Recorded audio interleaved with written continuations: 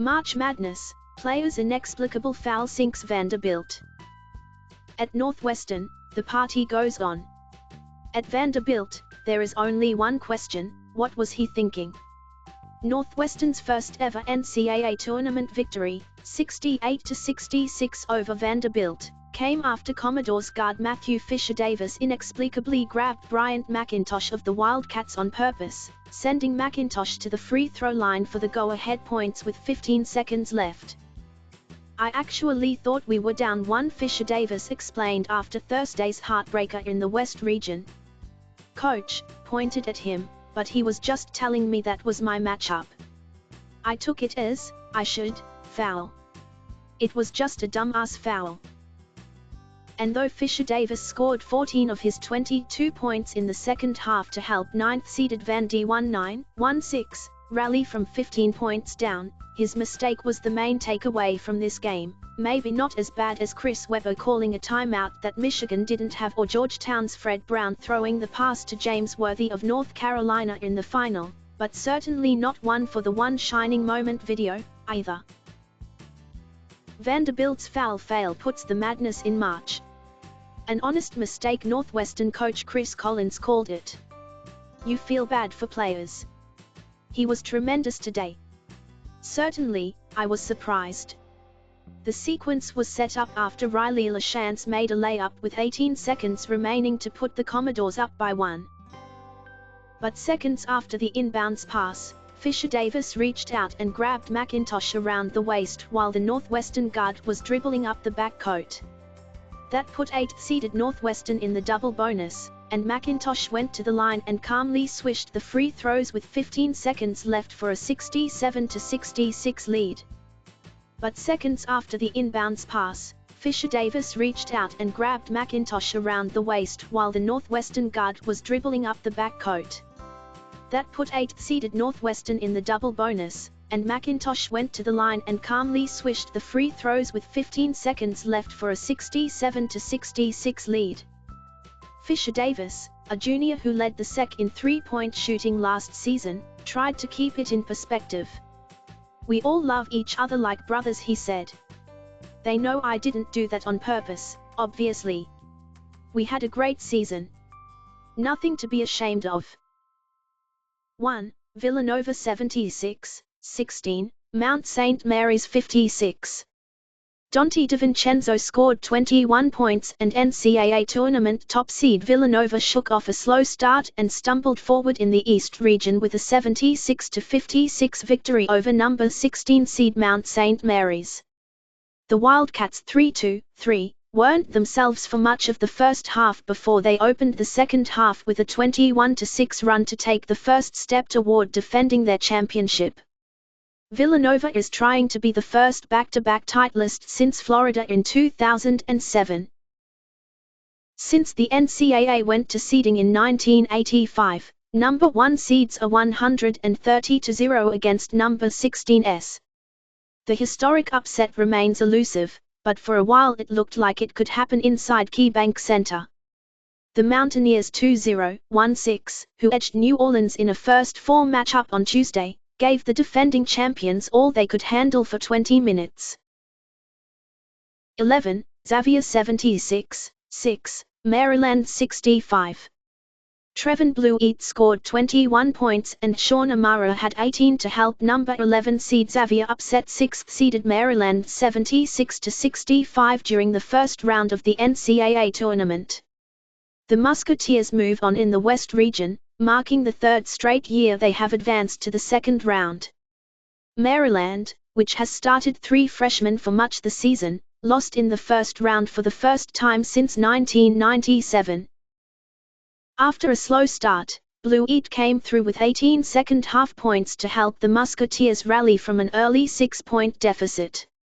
Blueett converted 7 field goals, including 5 three-pointers to energize Xavier. Freshman Kevin Huerter led the Terps with 19 points while star guard Melo Trimble had 13 points, but made only 1/3 of his shots. 12. Middle Tennessee 81-5, Minnesota 72. Reggie Upshaw scored 19 points, Giddy Potts added 15 and Middle Tennessee took down another Big Ten team in the NCAA Tournament, beating Minnesota 81-72. 12th-seeded Middle Tennessee proved it was no one-year wonder after upsetting Michigan State as a number 15 seed last March. The Blue Raiders 3-1-4 instead played like seasoned NCAA veterans with the way they held off the Gophers' comeback attempt from a 17-point deficit in front of a loud and large contingent of Minnesota fans.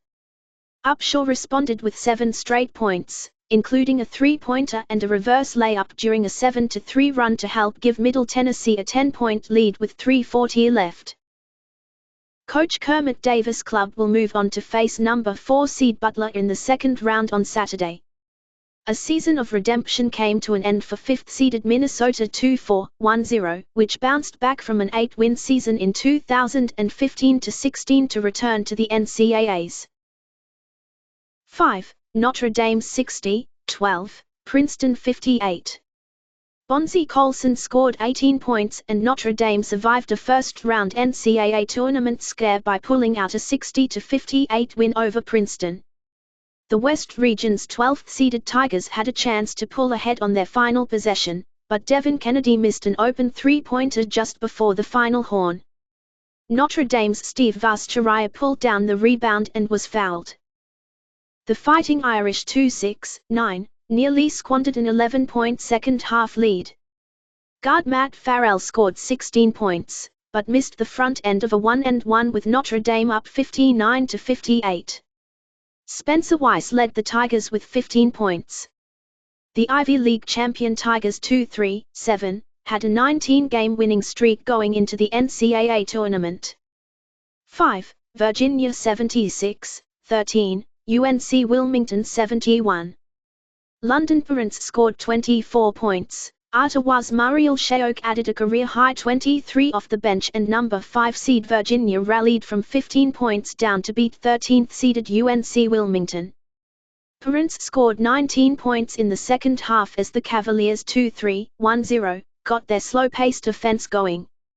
His biggest bucket was a driving bank shot with 1:37 remaining, which put the Cavs up 71-66. UNCW 2-9-6 wouldn't go away, though. Chris Flemings drained a three-pointer from the elbow and then Devonta Cacok hit a layup to make it 73-71 with less than a minute to play.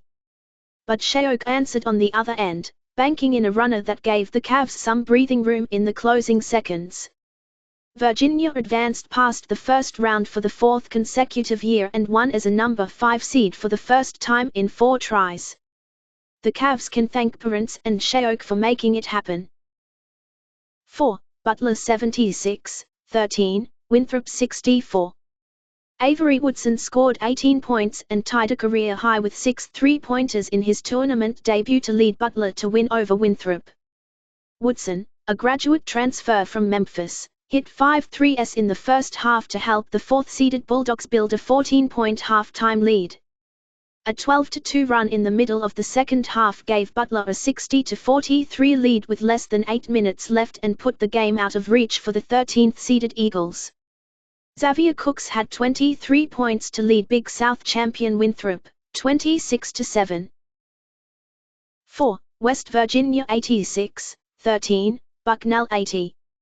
Nathan Adrian had 12 points and 10 rebounds, leading West Virginia to an 86-80 win over Bucknell.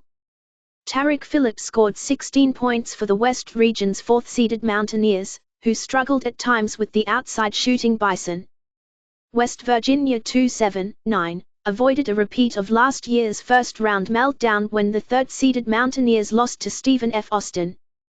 This win sets up a meeting against the region's 5th-seeded Notre Dame Fighting Irish, who hung on for a 60-58 win over Princeton earlier on Thursday.